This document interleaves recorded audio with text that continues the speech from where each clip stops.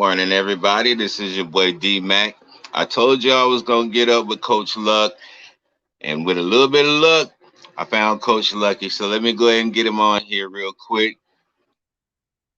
See how we get this in here. Coach Luck. What's up, Coon? How you doing? D Mac? Good, good to see you, man. Good to see you. Finally caught up with you so we can get this thing done because you gave us some great information last time, man, but we had a disconnect and this information need to get out there, man. So we just gonna rerun this thing so you can give everybody this knowledge so these students and these parents will know what to do, man. How about that? For sure. Nah, definitely. I appreciate it. All right, so go ahead and let everybody know who you are, man. All right, so I'm Coach Dwyan Luckey. I coach at Mississippi Valley State University with FCS program here in Edabina, Mississippi. It's the home of Jerry Rice and Willie Satellite Titan. I'm the running back coach, recruiting coordinator, video coordinator here at the institution. I'm just going into my third season. So just super excited because the season right around the corner. So just super excited to be here today and hope you guys can learn something. Yeah, definitely, man. So I'm gonna just get right into it, brother.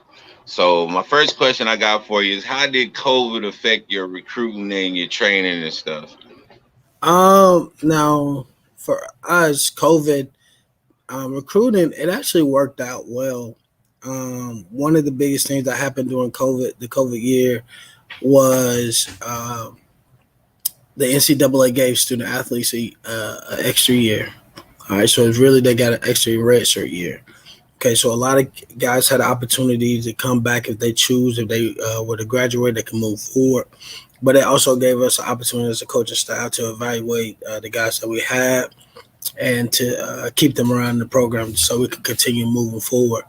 Um, Now, what it did was when you kept a lot of kids, it hurt in the recruiting process because now you have a lot of high school kids that were highly touted recruiting not getting as highly touted recruited as they once was.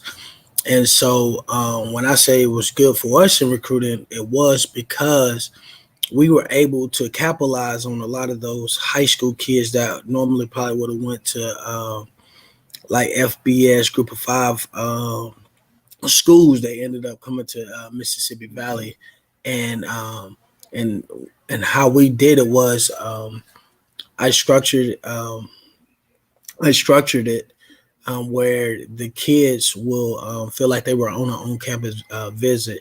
So we had, man, our Zoom session that we had. We did all virtually Zoom session. We had admissions, financial aid. I had my AD on there. Not too many schools have their AD on it, Yeah. and we had my AD on it.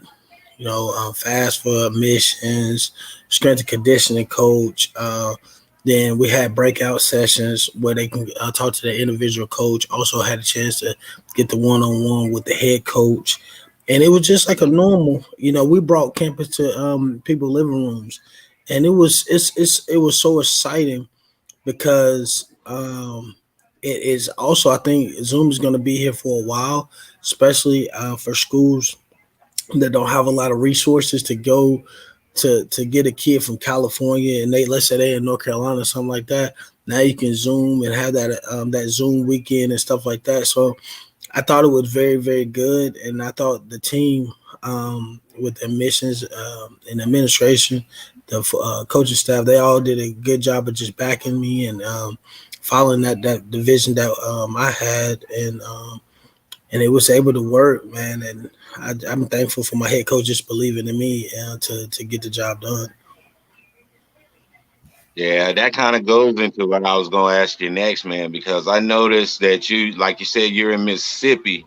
Um, and we know that there's a lot of racial tension going around the country right now. So, what are some of the challenges for a young black coach down in the area that you're in? Because my wife is from Rolling Fork, which is not too far away from where you at, man. And so I know kind of how the environment is, but how is it for young black coaches down there? I think it's good. I think it's good for young black coaches, especially in the industry if they want to get in. Just the area Etta Bena, a lot of people look like me in Etta Bena, Mississippi, so really don't get a Yeah. chance to see it. I haven't experienced any type of racism since I've been down here in Mississippi at all. I know people say that, but be honest with you, man, it's just a really small, loving culture down here in this little town and stuff like that. You don't have those issues, even on campus. We don't have racial issues or anything like that. Even with the kids that are not African Americans. We treat each other just like a one big family, and we just move forward. Because inside it's like this campus. If you ever come to Mississippi Valley, it's just like a bubble, one way in, one Yeah. way out, and it's a family. I mean, we don't see color in how we do anything, and but as far as being a coach for I haven't seen it been specifically down in Mississippi where it's it's hurt. It's probably more helped or anything being an African American coach or anything like that. But um, I don't see it. Okay, cool. That's good to hear, man. Because like I said, that's a big stereotype about Mississippi, and so I'm glad to hear you dispel some of that stuff, man. For sure. So I saw that you had that Deion Sanders footage. How did that come about with T.O. and all of that, bro? Let them know about that thing. Man, it's crazy because man, my whole family they hit me up. Oh, I seen you on TikTok, this, that, and the third. But what a lot of people don't understand is that my video was the first one that went out and went viral because I went live from the camp. You Mhm. know, and then the next morning, what I did was I cut up one of the live footage in chat, and I tagged Chad Johnson and Ocho. I mean, well, of course, Ocho Cinco, Chad Johnson, and guys. His name just went out the top of my head. Tara Owens. So I tagged those guys in the tweet. I had and within an hour or two, I had over 28,000 views on Twitter. You know what I'm Wow. saying? Then Chad Johnson retweeted it, and Tara Owens commented on it. You know what I'm saying? So it was pretty good. I thought it was a good exposure camp that Dion put together for the kids, for the coaches. It was really, to me, it was more of a coaches clinic, man. Just able to rub elbows with some of the amazing elite coaches that we have in the profession, uh, especially in the HBCU realm. Um, and it was just really, I think the camp was really just to see another side of Dion and see his vision for what he had for Jackson State, which, I thought it was wonderful to kind of see the man, because as a kid, I ain't gonna lie to you, like I was a Dion fan, but me, I'm from the crib. I was a Natron Means fan because he family more than I was a Deion Sanders fan because I could touch Natron and still to this day, and but it Yeah. was good. It was good being able to talk to him, laugh, joke, different things like that. But I thought he did a one first job. I promise you, a lot of coaches are gonna go back next year.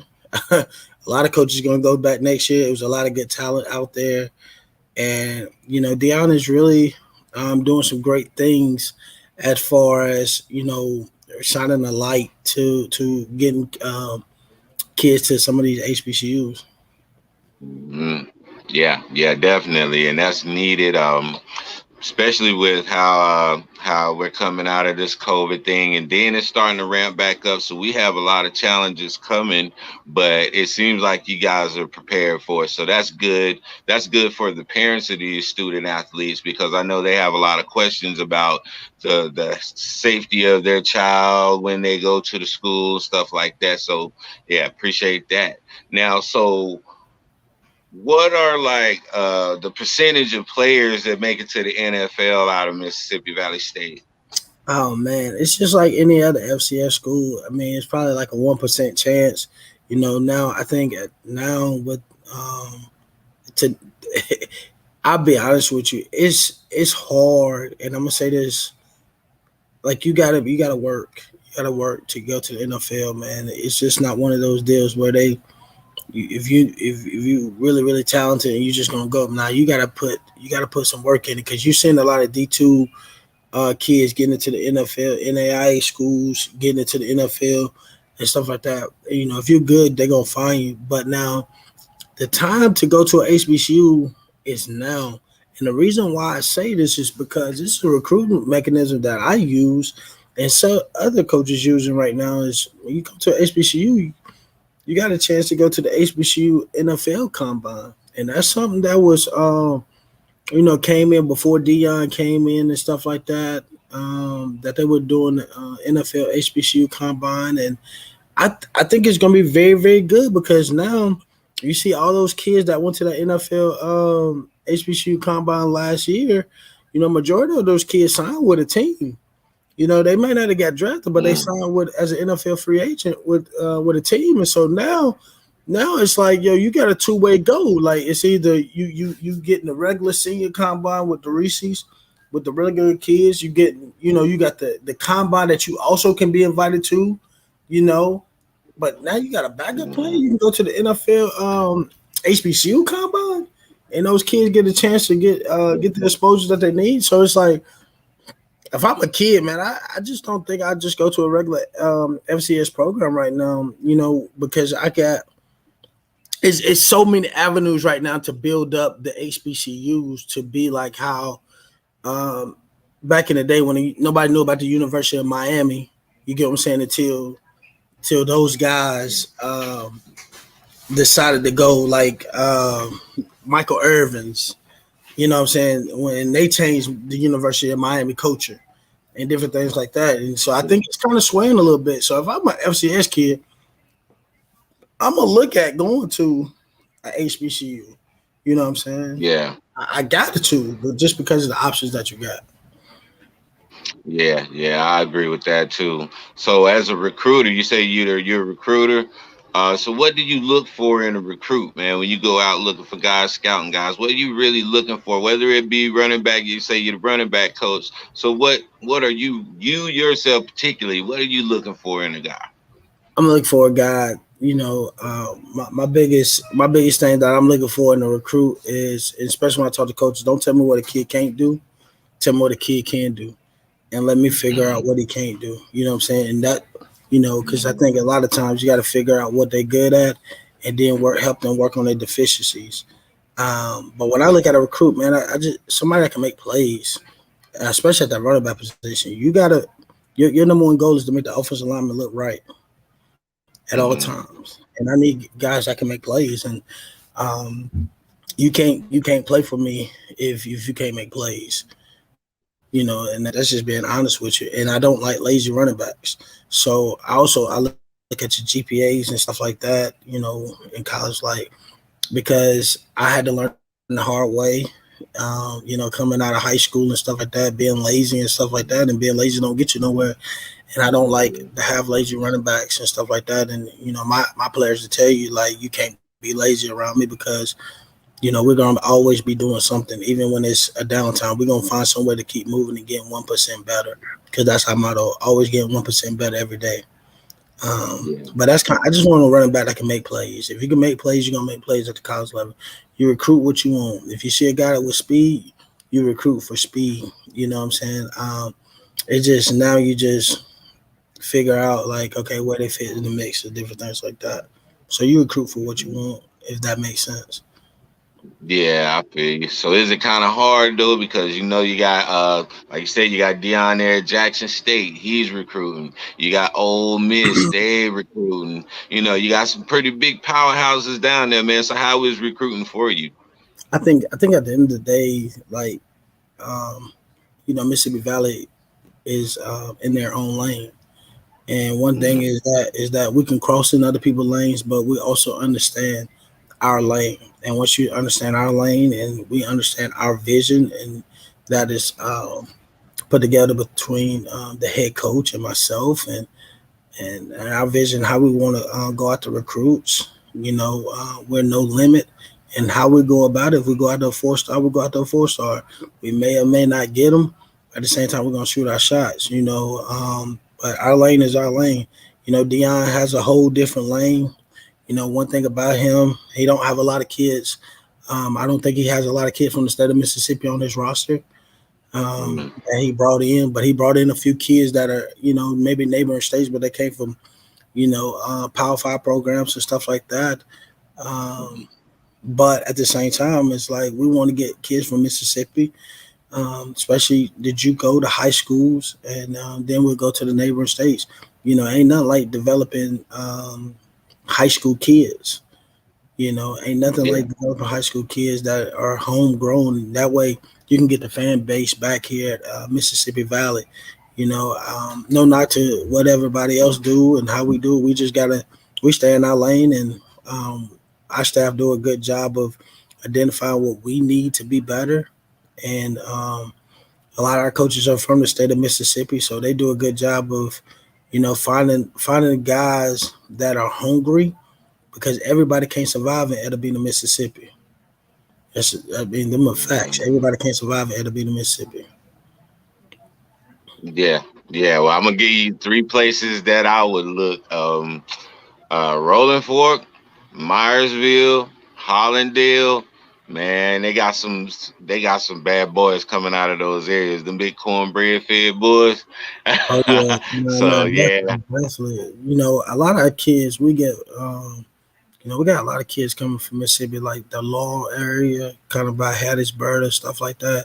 yeah, Our yeah, defensive coordinator is from there, and he does a tremendous job of getting those guys from Law to come here, and of course, man. Anytime you got Willie Satellite Totten here in the Delta, you got kids who want to be in the Delta. The head coach recruits in the Delta and does a good job, and then our former a D line coach who is new here. He was a JUCO head coach, and he does a good job in the yeah, Memphis area. And our new offensive coordinator who's here, Kitten Evans, he's going to do a good job in the Memphis area. He's a big time. They call him Satellite Junior because he put out a high school records in Memphis, and he's really a touted decorated player himself.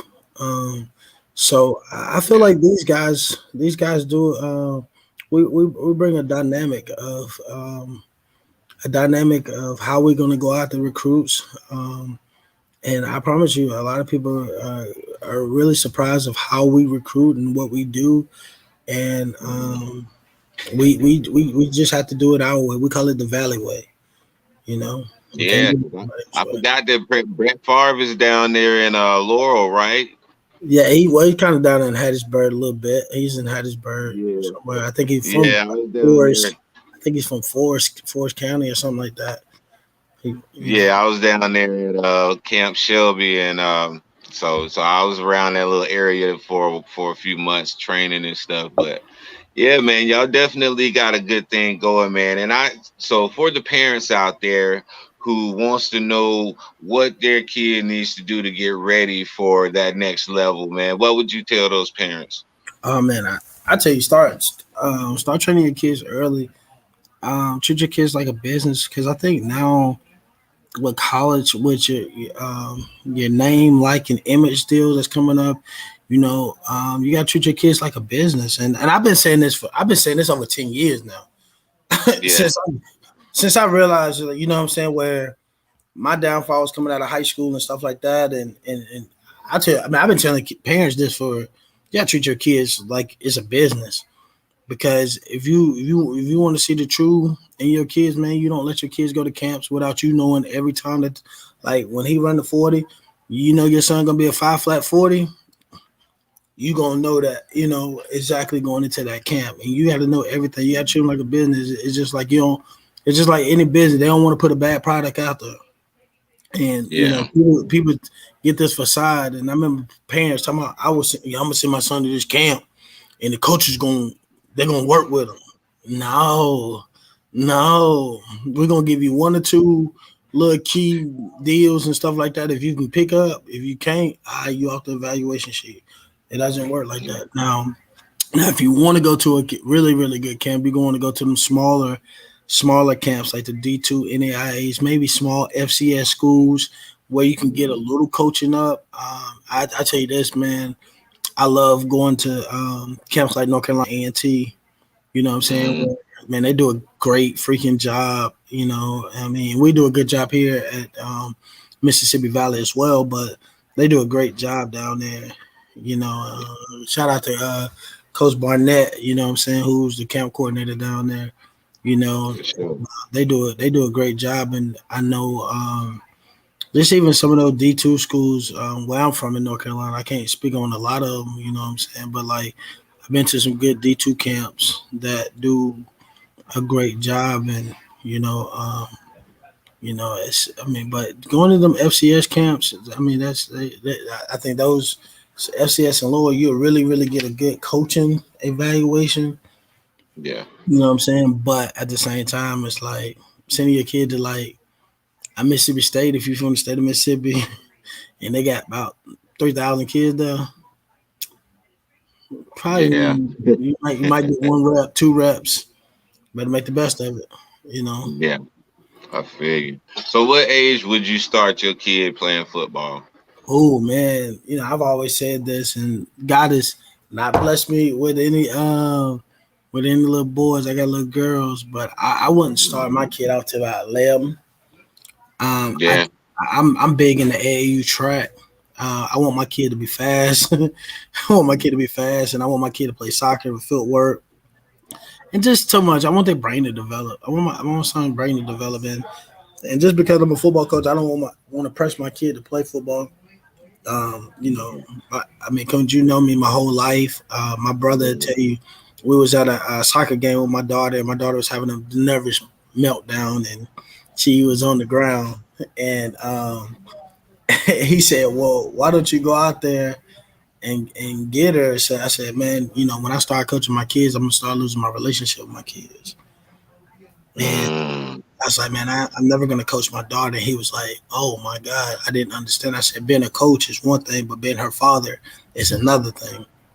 You know, Mhm. and I don't ever want her to feel like she's always getting coached. I want her to be like, "Hey, dad." And I've learned that, and I've seen it, how that can backfire, especially on this level of kids being coached by the dad being pushed and stuff like that. And I ain't with it. I ain't with it. Mm. That's a great point. I never even looked at it from that perspective myself, man. So, thank you for putting that out there for him. So, will HBCUs be playing outside of conferences like the Big Ten, Pac-12, Big Ten, Big 12, stuff like that? They're always gonna play them. They're always gonna play those guys because those are money games. Mm. And they're always gonna be there. When you get that 500K check or that $1 million check, that's gonna pay for the coach's salary. That's gonna pay for the athletic budget for that year. Help fire coaches, hire coaches, different things like that. So they always gonna play those games, those money games. That helps out with their budget and stuff like that. And um, I mean, that's just part of the nature of beast until the revenue funds and the fans at HBCUs are able to back it the way some of the bigger power FBS schools. And you got some HBCUs that got some money now. You go to Jack State and they play in front of 65,000 every week. You know what I'm saying? If it's a good year, you know what I'm saying, and y'all gonna see that classic that with FAMU. Oh man, that thing gonna be so sold out. You know what I'm saying? You Oh, gonna yeah. see how this thing really rock. And Jackson got a large following. You got the Alabama States. You know what I'm saying? They got good followings. Grambling usually have a good job. Anytime you playing the SWAC, Mhm. they're always playing in front of large crowds. Always playing in front of large crowds.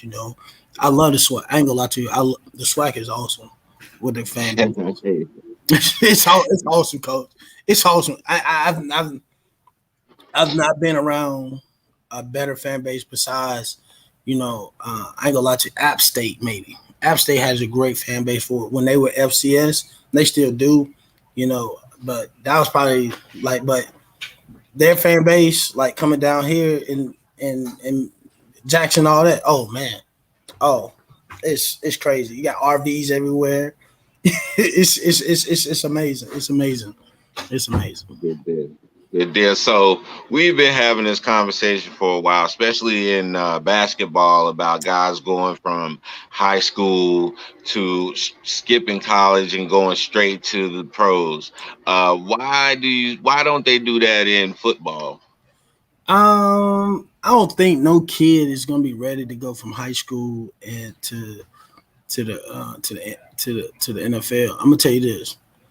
I know my high school kid ain't ready to get hit by Ray Lewis. No. They ain't. You You know what I'm see saying? how Reggie Bush got welcome to the league. Yes, like them kids, these kids got to develop. You know what I'm saying? And they're not gonna understand the maturity and the language that come because let's keep it wrong. Most high school kids are not very well coached. All right, unless you in certain parts and you got a good, because think about it, most high school coaches, they got a guy that the head coach is really doing a lot. Then they might have a guy on the side that coming in off of work, off the street to come help, volunteer coach. You know what I'm saying? So they don't really. So a lot of kids be raw talent. Now you got some schools that got some great coaches. They're able to hire the coaches and get paid well. Like down the way you at in Texas, some Georgia, schools like that. Maybe South Carolina. But schools that are not so privileged to that, you get a lot of kids that are under coach, and so I don't think they will be just naturally ready, especially when you have to learn the playbook and I think college separates all of that, and if you start giving millions of dollars to a kid for football at an early age, it won't work out. Now the NBA is different. The NBA is different. You know what I'm saying? All you got to have a lot of good skill. They put that ball in that Mhm. basket. Don't want to take nothing away from them. But if you 6'8", you can dribble like LeBron, stuff like that. Well, man, you got a chance. You taking a shot. And but Yeah, see, that's something that me and Jeremiah was going back and forth about because he was saying that he would rather take the G League route, and I was like, yeah, but there's a whole lot of things that going the college route is going to give you benefits wise, and one of those things is preparing you for that next level mentally, preparing you to be financially responsible when you do get that bag, right, and for you know what I'm sure, saying, all of these things like that that builds up his character for before sure. he get all of this brought onto him and he messed it up. You see so many guys who go into the league and they're not prepared with any financial intelligence. They have no discipline and all of these things, and they totally destroy themselves. Johnny Manziel destroyed himself before he even stepped on the NFL football field, I mean, I and we get don't you. want that again. Nah, I get you, but you got to think about it like this, man. Johnny Manziel never ever lost any money because his parents always had money. You know what I'm saying?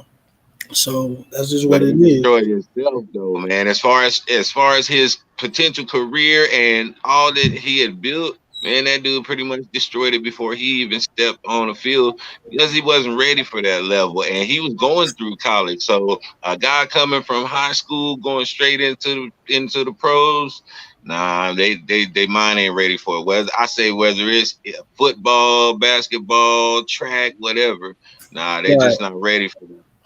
Now you're right, and like Jeremiah, look, cuz he gotta know, like I mean, right now I think look, cuz what 6'3" right now, and just really Yeah. going into a sophomore year in high school, he just gotta, he gotta learn how to work. He gotta learn how to work, and once he learn how to work and effort, and it's more mental than anything, and once he Mhm. learns the mental part of the game, if he can mentally be able to stay in the game and stay locked, he can be a killer instinct. And most kids don't have that killer instinct in them. Yeah, because we was talking about the AAU circuit, and when you're in AAU, there's a lot of they don't capitalize on fundamentals in AAU. That's just off top. That's a run and gun, you know what I'm saying? Play your game type of league. And so this is the type of thing that's bleeding into the NBA. But I'm glad we was able to sit down and actually get this out, man, because this information needs to go to the people, brother. We about to hit the little 30-minute mark, so that's perfect for us. Coach Luck, you got anything you want to leave? Give them your information so they can look you up and everything, brother. Oh yeah, man. So if y'all get an opportunity, follow me on Twitter at Coach D Luckey Luckey on Twitter. And man, at the end of the day, listen, how bad you want it, you can go get it. Don't let nobody tell you what you can't do. Always tell people what you can do, and just follow through it and go through whatever you want to do. Hey, I appreciate you coming on, Coach Lucky. Hey, we finally got it done with a little bit of luck, no pun intended. And hey, I'll holler at you later, my brother. Everybody that All right. tuned in, I appreciate you guys. If you like this channel, go ahead and hit that like button, subscribe, and share this content because parents need to know this stuff. This is your boy D Mac. I'm out. All right.